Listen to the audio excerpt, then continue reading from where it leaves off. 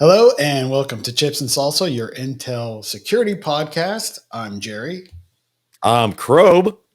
Hey, Jerry. Hey. Hey, Jerry. Huh. Do you know what time it is? Yeah.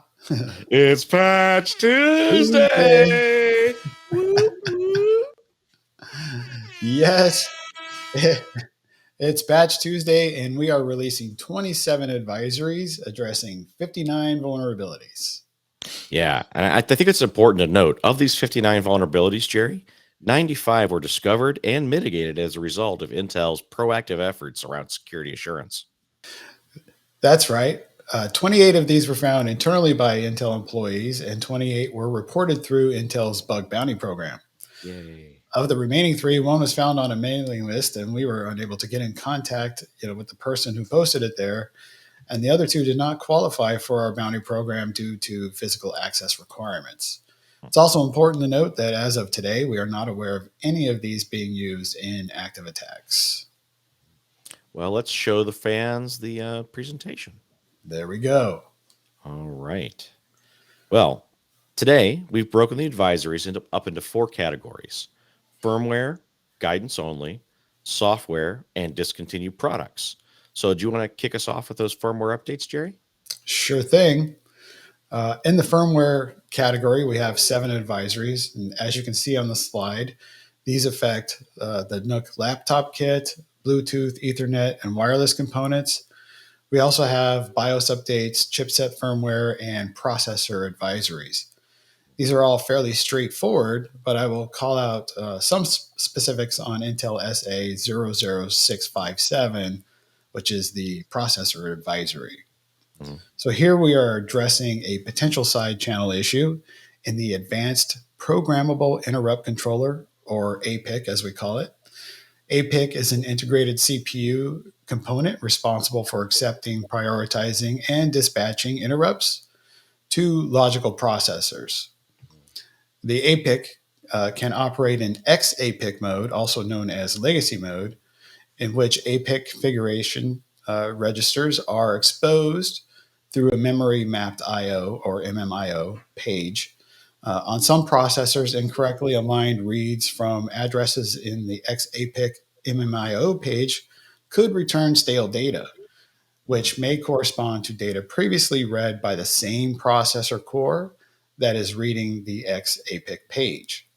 So Intel recommends that operating systems and virtual machine monitors enable X2 APIC mode, which disables the XAPIC MMIO page and instead exposes APIC registers through mode-specific registers, or MSRs, which mitigates this issue. Note, APIC virtualization is not affected. This behavior only applies to access to the physical XAPIC MMIO page. And we have released a microcode update to address this, and we have also published a technical paper at the link on the page for more information. That's right. This one was reported to us by our friends at TU Graz, who will be presenting their findings tomorrow at Black Hat. And the researchers have graciously accepted our invitation to come on the show and talk about their presentation.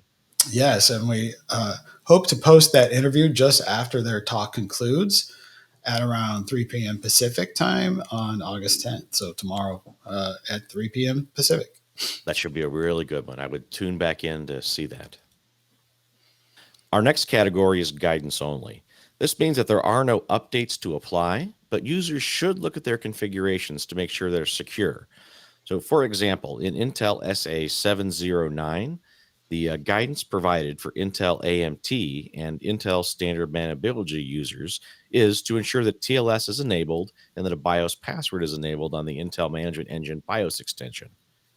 And for Intel SA706, we recommend that customers check to see if their Intel products are on the affected products list. And if they're using a virtual machine manager or VMM on those systems, they should check with their VMM vendor for possible updates to mitigate these issues. Yeah.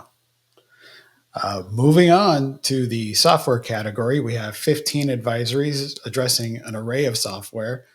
We won't spend a lot of time here, but I will note that there are 2 critical issues in the list. Hmm. First, Intel SA 694 addresses an issue in the AMT Cloud Toolkit, and this one was found internally by Intel employees.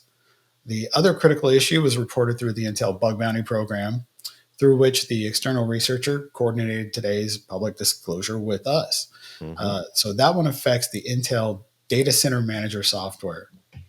In all cases, the advisories provide recommendations for the latest software versions that contain the mitigations for these advisories. So please check and make sure that you are running on the latest versions. Yeah, for sure.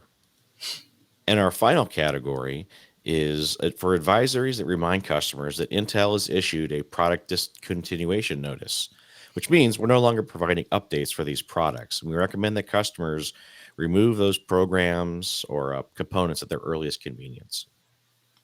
Uh, we recommend that customers look for updates on their equipment manufacturer's website. So, for convenience, here's a link to a page on Intel.com that has links to many OEM support sites. Yeah. And with that, Jerry, my patching hat and I think that that's the end of our August updates. I love the patching hat, CRob. And yes, we encourage folks to subscribe to our YouTube channel and keep an eye out for several new episodes over the next 2 days, Hmm. as we will be at Black Hat interviewing various speakers to get insights on their talk. So stay tuned.